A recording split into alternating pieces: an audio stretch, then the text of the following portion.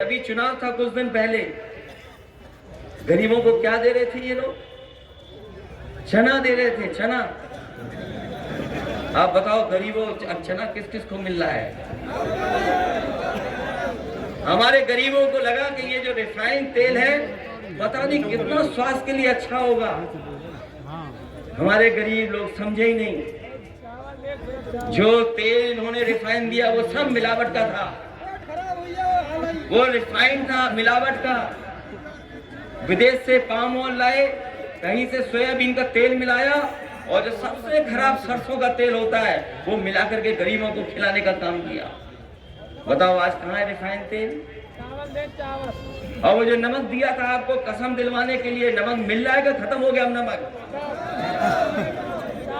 और शिकायतें मिली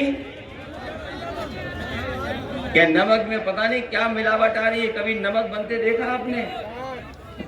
हमारे गरीब नहीं जानते होंगे नमक कैसे बनता है। मुझे तो लगता है कि गुजरात से नमक आया था। और कभी नमक बनते देखना। ये जो नमक बना है इन्होंने जल्दी जल्दी में नमक बनाया। इन्होंने समुद्र के किनारे गड्ढे खोद दिए, समुद्र की लहर आई, पानी उसमें चला गया, महीना 15-20 दिन में सूख गया, और जब सूख करके जो नमक बना वही इन्होंने भरा, पैक कर करके और हमारे गरीबों को खिला दिया। ये वो नमक था। अब सुनने में आया कि अब गेहूं भी बंद हो गया। अरे आप लोग समझ नहीं पा रहे, ये सर्दी में आपको चावल खिला रहे हैं। सोचो सर्दी में, अरे सर्दी में चावल खाओगे तो क्या होगा? ये अभी डीएपी लेने गए होंगे, बोरी मिल गई क्या आपको? और अगर डीएपी की बोरी लेने गए होंगे तो बताओ, उसमें 5 किलो तो पहले ही निकाल लिया। ब्लैक में कुछ देना पड़ा वो अलग, और संग में एक बोतल और मिल गई, बोला जाओ खेत में डालो जाके इसको। ये गरीबों को लाल लाल सिलेंडर मिले लाल वाले। ये गरीब नहीं जानते, अमीरों के जब खाली हुए वहां पर तो पाइपलाइन से सप्लाई हो गई, और जब पाइपलाइन से सप्लाई हुई जो सिलेंडर खाली हो गए उनको बीजेपी वालों ने पोत करके रंग करके गरीबों को बांट दिए। पहले बताओ सिलेंडर कितने में भरा जाता था? पुराने नेता जानते होंगे, कक्का प्रदीप जी। तो मैंने कहा कि हेलीकॉप्टर तो आते हैं, बड़ा झगड़ा हो जाएगा मामला, हमारे गांव का अपने वोटर भी बहुत है वहाँ। तो मैंने इन दोनों नेताओं से कहा कि भाई अपने लोगों को मनाना, हमें हेलीकॉप्टर से आ जाने दो, कम से कम इसका सम्मान हो जाएगा। हमें क्या पता था कि सम्मान के चक्कर में दूसरे लोग ज्यादा सम्मान दे देंगे किसी को। तो सोचो समाजवादी लोगों ने सम्मान दिया, आगे बढ़ाया। ये हमारे लोग समझ नहीं पा रहे। कई बार बीजेपी की साजिश बड़ी है। बाबा साहब भीमराव अम्बेडकर जी का जो संविधान है, उस संविधान के तहत जो हमें अधिकार मिले, अधिकारों को छीनने की साजिश है। आपको हमको नौकरी न मिल पाए उसकी साजिश है। ये जो कह रहे आए थे कहेल विधानसभा में, वो जसवंत नगर में इसलिए नहीं आए क्योंकि वो जानते हैं यहाँ पर अच्छा विधायक हैं। वो सोच रहे थे कार्यक्रम लगाएं कि न लगाएं। ये अधिकारी जानते होंगे, ये बीजेपी के लोग जानते होंगे। वो जानते हैं जसवंत नगर वो जगह है जहां समाजवादी पार्टी सबसे ज्यादा वोटों से जीत के जा रही है। इसमें जसवंत नगर ब्लॉक है, वहां के लोग तो जिता ही रहे हैं। सैफई ब्लॉक भी है, बसरेर भी है। और ये ताका के लोगों ने कोई पहली बार वोट डालने नहीं जा रहे साइकिल पर। इन्होंने नेताजी को वोट डाला है, इन्होंने हमें भी वोट दिया है, इन्होंने चाचा को भी वोट दिया है, और इस बार डिंपल यादव को भी ऐतिहासिक वोट कर देने जा रहे हैं। इन्हें साइकिल पता है, साइकिल कहां है। इसलिए बीजेपी के लोग हमारे चाचा को कह रहे हैं कि रिवर फ्रंट। अरे बीजेपी के लोगों, तुमने ये कहा था तुम पे पाप पड़ेगा, पाप।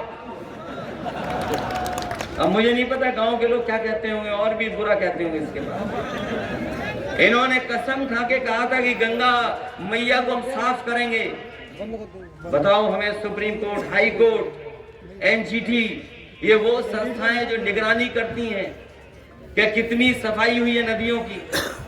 मां गंगा को जो साफ करने वाले थे, उन्होंने मां गंगा की सफाई नहीं की, बजट का सफाया किया, बजट का। उनसे कहा कि आपको नहीं पता, जब मैं अपने जवानों से मिलने गया था तो अपने धोती कुर्ता में गया था, और अगर मैं रूस जाऊंगा तो वो भी धोती कुर्ता में जाऊंगा। और उस समय याद होगा, वहाँ के राष्ट्रपति अपना प्रोटोकॉल छोड़ करके नेताजी को स्वागत करने और नेताजी के सम्मान में वहाँ पहुंचे थे, और उसके बाद भारत को सुखोई विमान मिले। ऐसे बड़े नेता से जुड़ी चीजें हैं, क्योंकि बहुत सी चीजों पे हमारा आपका बस नहीं चलता। नेताजी आपके बीच से निकल करके देश की राजनीति में बहुत ऊंचाई तक पहुंचे हैं। 50-60 साल का उनका जीवन, उन्होंने जो रास्ता दिखाया, जो ही रास्ते पे हम लोग चल करके देश की सेवा करना चाहते हैं, लोगों की मदद करना चाहते हैं। ये समाजवादी आंदोलन देश की जगह जगह नेताओं ने शुरू किया, बहुत से लोग जुड़े, लेकिन उत्तर प्रदेश में और आसपास में अगर लोहिया जी और पुराने समाजवादी नेताओं को अगर जिंदा किसी ने किया तो आपके हमारे नेताजी ने, वरना लोहिया जी और जयप्रकाश जी और समाजवादी नेताओं का कौन नाम लेता। इस समाजवादी आंदोलन से ही हम आप अपने गरीबों की मदद कर सकते हैं, किसानों की मदद कर सकते हैं। इसलिए इस चुनाव में जो नेताजी ने हम लोगों को समाजवादी आंदोलन विरासत में दिया है, उस आंदोलन को आगे बढ़ाना है। अगर नेताजी 50 साल में यहां तक लेकर के आए हैं तो आपका सहयोग और आपकी मदद मिल जाएगी, तो अगले 50 साल तक हम लोग ऊंचाइयों तक पहुंचाने का काम करेंगे। बहुत अपने जितने समाजवादी लोग हैं, गांव के लोग हैं, उन सबको खुशी हुई कि हम और चाचा दोनों मिल गए। लेकिन हमें बीजेपी की बीमारी क्या है हमें नहीं पता लग पा रही है। ये बीजेपी के नेताओं की बीमारी का इलाज क्या है हमें नहीं पता इस बात का। जब हम दूर रहते हैं तो कहते हैं देखो कैसे नेता हैं जो अपने परिवार को नहीं जोड़ सकते हैं, वो क्या पार्टी और समाज को जोड़ेंगे। और हम वो चाचा अगर मिल जाए तो बोले कि कितने परिवारवादी पार्टी है। मुझे बीजेपी की पता नहीं कौन सी बीमारी है। और अभी हमारे मुख्यमंत्री जी आए, वो पता नहीं क्या कह रहे थे।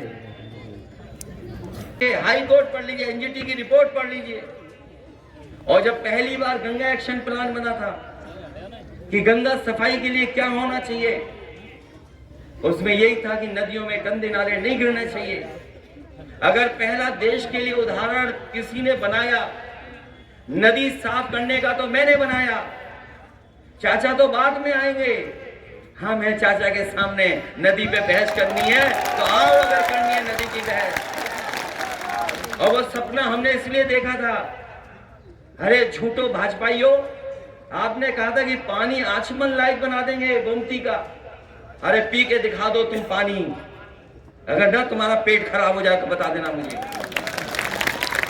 गंगा का, गोमती का अगर पानी पीने ये भाजपाई तो इनका पेट खराब हो जाएगा, क्योंकि इन्होंने कभी न गंगा साफ की न गोमती साफ की। अगर किसी ने देश में उदाहरण पेश किया, और आज नाराजगी क्या है? नाराजगी ये है कि समाजवादियों ने गुजरात के साबरमती से अच्छा गोमती रिवर फ्रंट बना दिया लखनऊ में। वो कैबिनेट का फैसला था, और अगर कैबिनेट के फैसले की जांच होगी तो आपके भी कैबिनेट के फैसलों की जांच होगी। और अगर जांच ही होनी है तो जांच कुदरत से ही शुरू होगी, बुंदेलखंड एक्सप्रेसवे की। और मैं इस मंच से कहता हूं बीजेपी के लोगों से, अरे हमने भी ठेकेदार देखे हैं बड़े बड़े। बीजेपी के लोगों बताओ, ठेकेदार हमने भी देखे हैं। अरे ठेकेदारों को कभी अच्छा काम मिल जाता है तो कभी स्कॉर्पियो ले आते हैं, फॉर्च्यूनर ले आते हैं, लेकिन भाजपाइयों तुम्हारे ठेकेदार तो हवाई जहाज लेकर के आए हैं, हवाई जहाज लेकर के आए। और जो जो सड़क बनने के बाद उद्घाटन प्रधानमंत्री ने किया हो, उस सड़क का ढह जाना अगले दिन, बताओ सीबीआई ईडी उनको क्यों जांच नहीं हो रही है। इसलिए मैं कहना चाहता हूं, कैबिनेट के फैसले हम लोग कैबिनेट से पास किए गोमती को, और अगर कैबिनेट के फैसलों की जांच होगी तो सबकी जांच होगी। इसलिए चाचा आपको तो वैसे ही कह रहे हैं, आपने तो अच्छा फार्मूला दे दिया कि देखो भाई पुलिस आए तो भाग जाना बस। और चुनाव में भागना कोई कमजोरी नहीं है, याद रखना। चुनाव में भाग जाना, जगह से हट जाना कमजोरी नहीं है, वोट न डालना कमजोरी है। इसलिए अगर आपको, क्योंकि अभी तो उधार की भी फोर्स बुला रहे हैं, फोर्स वाले आपकी मदद करना चाहते हैं, अधिकारी नहीं मदद करना। पेंडुलम की कोई ज्ञान देखे गए, पेंडुलम का कोई ज्ञान। उनका भाषण सुनो तो ऐसा सुना रहे, समझा रहे जैसे वो फिजिक्स के स्टूडेंट हैं। हम लोग पेंडुलम वाली घड़ियां छोड़ चुके हैं, सबकी घड़ियां मोबाइल में आ गई हैं। और पेंडुलम का सबसे बढ़िया उदाहरण तो झूला है। कभी झूलते देखा? आपने देखा होगा झूला। पेंडुलम का एग्जाम्पल तो झूला ही हो सकता है। और वो जानते नहीं कि चाचा ने नेताजी से सीखा है। और कई बार जो झूले पे नौसिखिया को संग लेके चलते तो बताओ क्या हालत होती है उसकी। ऊपर जाने में तो डरता ही डरता है, और जब नीचे आता है झूला तो पता नहीं क्या होता होगा। तो इसलिए हम सरकार के लोगों से कहेंगे कि हमें पेंडुलम की भाषा ना समझाओ, हमारे चाचा जानते हैं झूला कब किसको झुलाना है।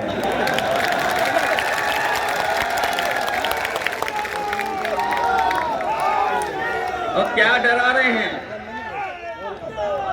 और कह रहे हैं मुख्यमंत्री जी कह रहे हैं कि भाई फुटबॉल है। हमारे मुख्यमंत्री फुटबॉल तो कभी नहीं खेले, और मैं नहीं समझता हूँ फुटबॉल खेलना भी जानते होंगे। और हम तो कहते हैं कि कभी हमने तो अधिकारियों के साथ क्रिकेट खेला है। अगर मुख्यमंत्री जी चाहे तो अपनी टीम बना के ले आए, हम समाजवादी लोग फुटबॉल खेलने के लिए तैयार हैं। और फिर उनका खेल तो मैंने क्रिकेट में देखा है। ये जो नौजवान है इन्होंने तो देखा होगा उनका क्रिकेट खेलने का तरीका। अरे हम तो अगर मैदान में कोई बैट घुमाता हुआ है तो हम बता सकते हैं क्रिकेट खेल पाएगा या नहीं खेल पाएगा। उनका बल्ला कैसे घूमा था बॉल को देख करके। 2 बार बॉल फेंकी गई, बल्ले ने बॉल को नहीं छुआ। तो सोचो ऐसे तो हमारे खिलाड़ी हैं मुख्यमंत्री। इसलिए सावधान रहना इनसे। अगर आप दिलो दिमाग में ये रखेंगे कि भारतीय जनता पार्टी के लोग झूठ बोलते हैं तो आपको भारतीय जनता पार्टी के बारे में समझ में आएगा। अगर आपने ये समझा कि ये ईमानदार लोग हैं तो आप इनकी बात और साजिश को नहीं समझ पाओगे। जिस समय आप अपने दिल और दिमाग में ये रखोगे कि ये झूठे हैं तो आपको इनकी बात समझ में आएगी। और ये जांच की बात करते हैं, इन्होंने रजिस्ट्रियां चेक की तहसीलों में जाकर के। यहाँ पर बहुत सारे ऐसे लोग होंगे या परिचित होंगे जिनकी जमीनें इसमें गई हैं। मैं उन किसानों का धन्यवाद देता हूँ कि जिन्होंने कम समय में हमें जमीन दी, जिसकी वजह से हम ऐसी देश की सबसे अच्छी सड़क बना सके। आज हमारे बीच नहीं है वो अर्बन बैंक के अध्यक्ष जो थे, मुझे मिले एक बार आकर के, बोले कि हमने मंदिर बनाया अपने खेत के लिए, नई जमीन ली थी, कुछ हमारी सड़क चल गई। हमने कहा मुआवजा ठीक मिला? बोला मुआवजा इतना मिला कि हमने तो अपना मंदिर अंदर सब बना डाला। और आप जानते होंगे कि मुआवजा जिसको मिला है पहले से ज्यादा अच्छा मिला। जब देश में किसानों की जमीन लेने के लिए कानून बन रहा था तब हम लोगों ने, समाजवादियों ने, किसानों के जमीन का सर्किट रेट बढ़ा करके 4 गुना मुआवजा दिया था और करार कर करके 3 महीने में हमारे किसानों ने जमीन दी थी, जिसकी वजह से सड़क बनके तैयार हो गई। और इस सड़क की जांच हो गई पूरी, हर किलोमीटर को खोदा इन्होंने। और जब खोदने के बाद रिपोर्ट आई तो उन्होंने रिपोर्ट में ये था मानक से अच्छी सड़क बनी हुई है। उसके बाद सरकार के लोग मुंह लटका के चले गए। ये लखनऊ के पत्रकार हैं, ये जानते होंगे, ये कुदाल मंत्री थे, जहां जाते तो कुदाल लेके जाते थे। वो गए एक बिल्डिंग के नीचे खड़े हुए और बोले कि बताओ इस बिल्डिंग के ऊपर हेलीपैड बनाने की क्या जरूरत थी, हेलीपैड क्यों बन गया बिल्डिंग में। हमने कहा कि तुमने बिल्डिंग लॉज नहीं पढ़े हैं, कानून नहीं जानते। अगर बिल्डिंग 21 मंजिल की होगी तो फायर ब्रिगेड के लिए, फायर लगने के लिए, इमरजेंसी के लिए आपके ऊपर बिल्डिंग पे हेलीकॉप्टर उतरने की जगह होनी चाहिए। उस बिल्डिंग को केवल इसलिए रोके हुए हैं जेपी नाइसी, क्योंकि वो जेपी के नाम से बनी है। और इस सड़क की भी सब रजिस्ट्रियां चेक हो गई, सब कुछ चेक हुए, कुछ नहीं निकला। इसलिए ये केवल बीजेपी के लोग झूठा प्रोपेगेंडा करते हैं। और यहाँ के लोगों से बस मैं इतना ही कहना चाहता हूँ कि ताका के लोग बहुत पुराने लोग हैं, ये सब परिचित लोग हैं, सब ब्लॉक प्रमुख वगैरह सब परिचित हैं। हम सब एक दूसरे को जानते हैं। कैसे भी वोट के दिन सबको मनाइए, प्रचार आज से ही खत्म करिए, लेकिन मिलते जुलते रहिए, अपना बूथ का इंतजाम करिए, अपनी रणनीति बनाइए और रणनीति बना करके पूरा वोट डालिए। कोई कहे 60% मत मानना, आपको 90% से ऊपर वोट डालना है, ये कोई नहीं रोक सकता। अगर 100% भी वोट डालोगे। और ये माताओं बहनों ने तो अपना सिलेंडर खाली पे कुछ सामान रख लिया है, वो कुछ लोग तो नौजवान उसी बैठ करके अपना खाना ना खा ले रहे हैं। और बिजली का बिल जब आता है तो आपको बताओ बिजली का करंट लगता है कि नहीं लगता है। अगर बिल नहीं दे पाए तो पता लगा पूरे गांव की काट दिए, तार काट दिए। समाजवादियों की सरकार याद करो, ट्रांसफार्मर फूकता था, कैपेसिटी बढ़ाई, सब स्टेशन लगाए, और उसके बाद सरकार की गाड़ी आती थी, वही ट्रांसफार्मर बदल देती थी 24 घंटे में। अब बताओ ट्रांसफार्मर कहाँ बदले जा रहे हैं। और बिजली का बिल ज्यादा देना पड़ रहा, वो अलग। एम्बुलेंस आपकी थी, याद कीजिए, एम्बुलेंस थी गरीबों की मदद के लिए। फोन मिलाओ, एम्बुलेंस आए, मदद करेगी। अब फोन मिलाओ, भरोसा है नहीं कि आएगी एम्बुलेंस के नहीं आएगी। और पुलिस का 100 नंबर बना दिया, 112 नंबर क्या बढ़ाया, अधिकारियों ने अपनी रेट बढ़ा ली। 100 से 112 होते ही अधिकारियों ने अपना रेट बढ़ा लिया। ये हालात है कि नहीं है। इसलिए मैं आपसे अपील करना चाहता हूं, नेताजी आगे की सोच के राजनीति करते थे, नेताजी भविष्य को सोच करके राजनीति करते थे। ये बीजेपी के लोग हमें और आपको लड़ाना चाहते हैं। ये सवाल नेताजी से सीखी हुई राजनीति का नहीं है। ये सवाल इस बात का भी नहीं कि किसके चेले थे, क्या कह रहे भाषणों में। सवाल इतना है कि पिछड़े एक ना हो जाएं। बीजेपी की साजिश है, षड्यंत्र है कि पीछे एक ना हो जाएं। समाजवादी पार्टी को कौन कमजोर करेगा, उनका लक्ष्य ये है। क्योंकि बीजेपी के लोग जानते हैं कि अगर उत्तर प्रदेश से कोई बीजेपी का सफाया करेगा तो वो है समाजवादी पार्टी, और कोई दल नहीं जो सफाया करेगा नहीं। इसलिए हमें और आपको एक नहीं होना देना चाहते हैं। ये अगर सर्वेश शाह के हारे हैं तो किसने हराया ये आप जानते हो। हम समाजवादियों ने सम्मान दिया है और नेताजी ने हमेशा जोड़ने का काम किया। याद कीजिए, राम सिंह साकी जी रहे हों, उन्हें किसने लोकसभा में भेजा, नेताजी ने भेजा। ये जो प्रत्याशी आए किसने भेजा, चाचा और नेताजी ने भेजा। मुझे याद है एक प्रधान थी, वो हमसे आई, कहा कि हमारा गांव में सम्मान हो जाएगा अगर आप हेलीकॉप्टर उतार दोगे।